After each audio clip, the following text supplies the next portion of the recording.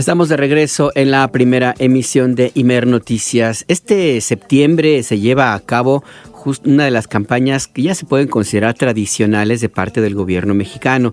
Es el mes del testamento. Es la oportunidad que se ofrece a todas las personas en el país que no hayan hecho este trámite, que es muy, muy necesario, y que, porque sobre todo ahorra problemas a las personas, a sus hijos, familias, esposas, esposos, etcétera, quien usted quiera dejarle sus propiedades.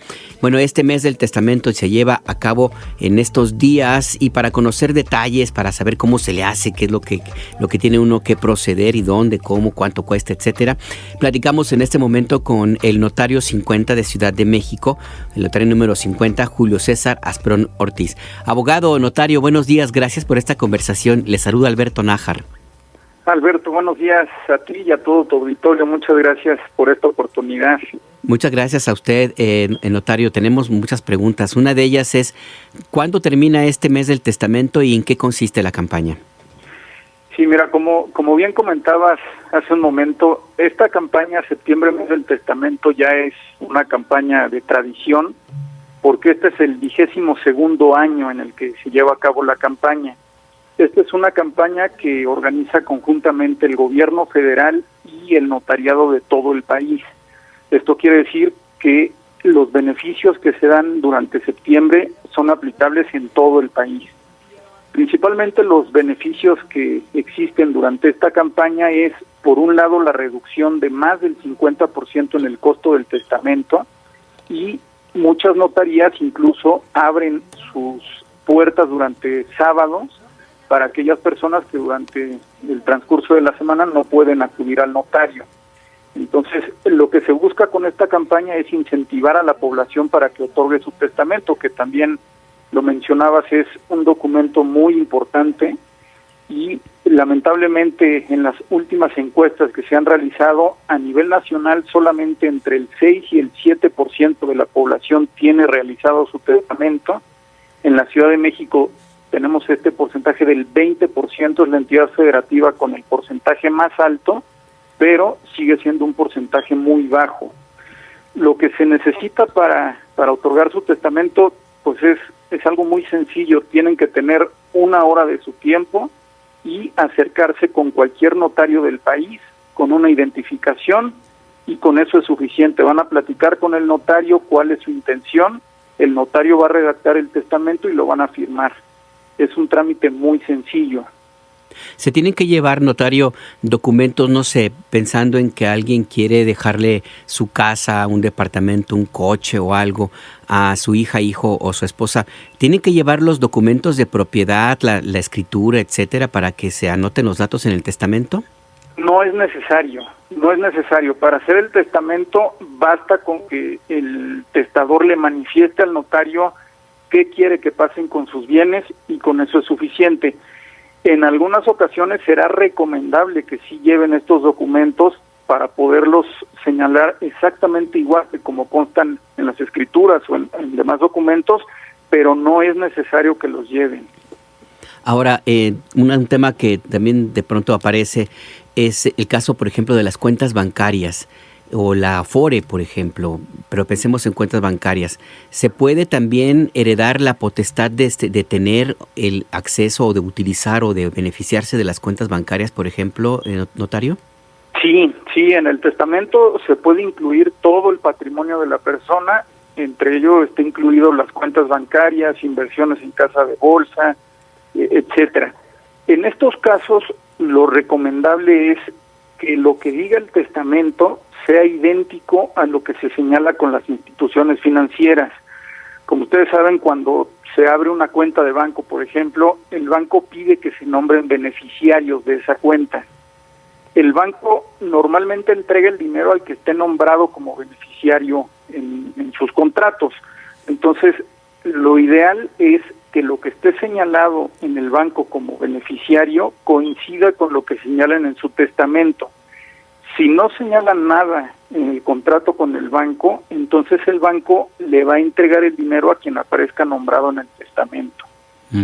O sea, si por ejemplo a alguien en el testamento se le designa como el propietario del saldo de una cuenta bancaria o de ahorros, pero esa persona no aparece dentro de la lista de beneficiarios del banco, no podrá recibir el dinero a pesar de que haya una disposición explícita de la persona que lo hereda. Si está señalado en el testamento, sí le va a entregar el banco el dinero a esta persona. Ok. Y es nada más en el caso de que no hubiera beneficiarios la cuenta bancaria. Así es. Ahora, notario, como para tener una idea de cuánto es lo que el ahorro que se tiene, ¿cuál es el promedio del costo de llevar a cabo un testamento? Mire, el costo del testamento, cada entidad federativa lo regula. En cada entidad federativa del país existe un arancel que publica la autoridad local, en el que se señala cuánto es lo que debe cobrar el notario por un testamento. En el caso de la Ciudad de México, le puedo decir que más o menos ronda en los 7,000 pesos, el costo normal del arancel. Durante septiembre, el costo del testamento en la Ciudad de México es de 3,500 pesos. Y además en la Ciudad de México existen otra serie de programas sociales que son organizados entre el gobierno de la ciudad y el Colegio de Notarios de la Ciudad de México, que permiten o dan facilidades para el otorgamiento del testamento durante todo el año, no solo durante septiembre. Ok. Ahora, ¿quiénes tienen, de acuerdo con las normas, notario, quiénes tienen derecho a heredar? Bueno, aquí es muy importante este tema que toca.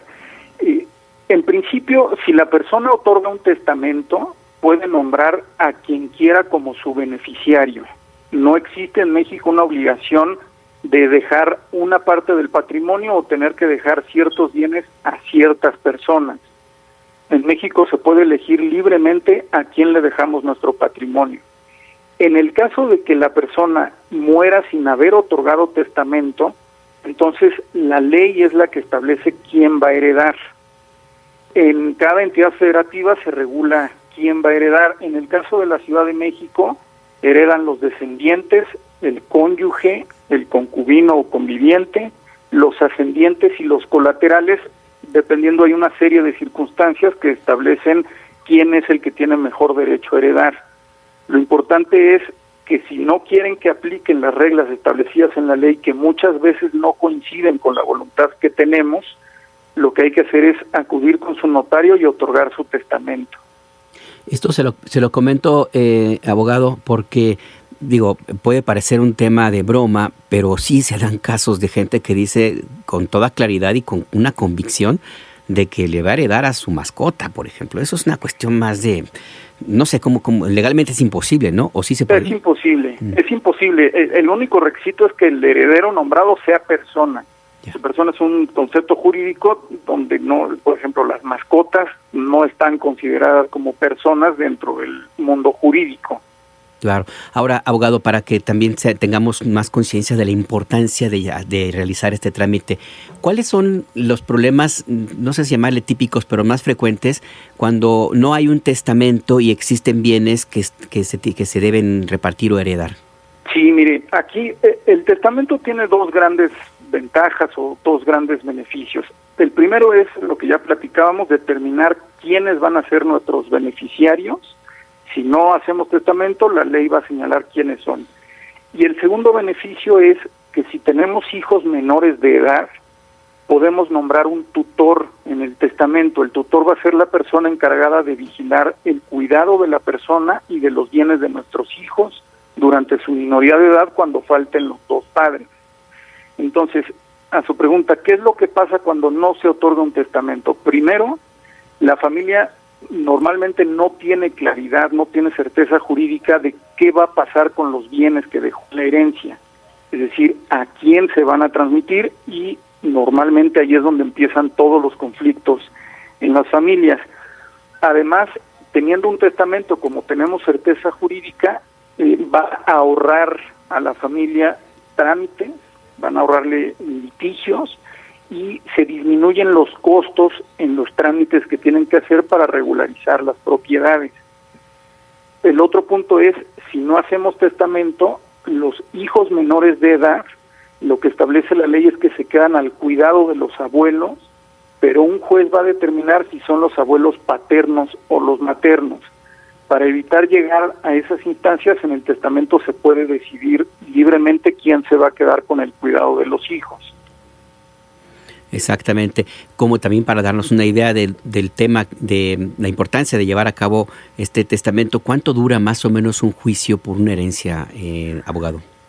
Pues no hay un tiempo preestablecido, pero pues hemos visto muchos casos en donde la familia acaba muy peleada y los juicios pueden llevarse décadas. Inclusive ha habido algunos casos que los herederos, los hijos, se mueren sin haber concluido ese juicio y los nietos tienen que llegar a concluirlo, que a veces se vuelve más complicado porque el número de personas que intervienen en estos procedimientos pues se va acrecentando. No, pues sí, entonces sí es importante llevar a cabo el testamento. Finalmente, para reiterar la importancia de aprovechar esta oportunidad de septiembre, mes del testamento notario, entonces cualquier persona solamente con su identificación oficial puede llegar ante un notario y decir quiero a que se haga mi testamento. ¿Puede llegar una persona con su testamento redactado o ahí en la notaría se lo hacen? En la notaría lo que se hace es el testador le va a platicar al notario cuál es su intención y el notario va a traducir esa intención en términos jurídicos y va a redactar su testamento y lo van a firmar el testador y el notario. También es muy importante que sepan que aquí en la Ciudad de México y en muchos estados es la misma regla, el testamento se puede otorgar a partir de los 16 años de edad. Esto es muy importante porque a veces se tiene la creencia de que el testamento solamente es para personas ya de edad avanzada y pues esto no es totalmente cierto. Las bondades que tiene el testamento, por ejemplo en el tema de los hijos menores de edad, pues normalmente aplican a la gente joven. Entonces desde los 16 años se puede hacer el testamento y el testamento se puede cambiar las veces que se quiera, no hay un límite. Y el último que se otorgue es el que va a tener validez. ¿Ese testamento debería quedar en custodia de la persona, de la familia, o se queda una copia en la notaría? Sí, en la notaría se queda la escritura, lo que nosotros llamamos el protocolo, el libro del notario, y al testador se le entrega una copia en la que se transcribe el testamento. Esta copia, que se llama testimonio, la conserva el testador y lo recomendable también es que por lo menos haga de su conocimiento a las personas que nombró en el testamento que existe un documento que ya otorgó ante notario para que sepan de su existencia, porque muchas veces no le dicen a nadie o lo llegan a guardar en una caja fuerte que nadie puede abrir, pues también eso complica mucho los trámites. No pasa nada si las demás personas se enteran del contenido del testamento. Un tema también que ahora lo recuerdo que le quería preguntar, notario. De pronto hay algunos casos en los cuales los herederos argumentan que la persona que hizo su testamento no estaba completamente en la mejor condición de salud, digamos, mental, para llevar a cabo este documento. ¿Esto qué tan frecuente es y se puede impugnar? ¿Cuál sería el procedimiento en caso de que alguien diga, no, pues es que estaba mal, estaba enfermo, lo obligaron, lo presionaron, etcétera, abogado? Sí, mire, sí se puede impugnar el testamento. El día no es un porcentaje alto en el promedio en los que se impugnan los testamentos, pero sí se puede impugnar. Pero por eso la importancia de otorgar el testamento ante notario. Ya. El notario que está investido de fe pública va a platicar con el testador, le va a hacer una serie de preguntas para tener certeza de que tiene capacidad jurídica en el momento del otorgamiento y con eso el notario va a certificar que al momento del otorgamiento tenía capacidad jurídica. Si posteriormente se llega a impugnar durante el juicio, se va a tener que acreditar por qué no tenía esa capacidad contra lo que ya el notario certificó en su momento. Ya, o sea que sí tendrían que demostrar que efectivamente el notario pues pudo haber cometido algún error o la situación que es posterior y ya no es responsabilidad en dado caso del momento en que se hizo ese testamento. Así es, y el otorgamiento del testamento ante notario es lo que da la seguridad de que casi imposible que la persona pueda otorgar un testamento si no tiene capacidad jurídica. Muy bien. Pues, abogado Julio César Asprón Ortiz, notario número 50 de Ciudad de México, muchas gracias por estos minutos en la primera emisión de Imer Noticias y sobre todo, gracias por estas respuestas y esta información tan práctica para que se aproveche al máximo este mes del testamento, la audiencia que nos escuche en este momento. Al contrario, muchas gracias a ti, Alberto, y esperemos que todos tus radioescuchas se animen a otorgar su testamento, es algo muy importante. Así es, y ya en estos minutos nos ha quedado muy claro. Gracias de nuevo, abogado. A sus órdenes, hasta luego. Es el notario número 50 de Ciudad de México, Julio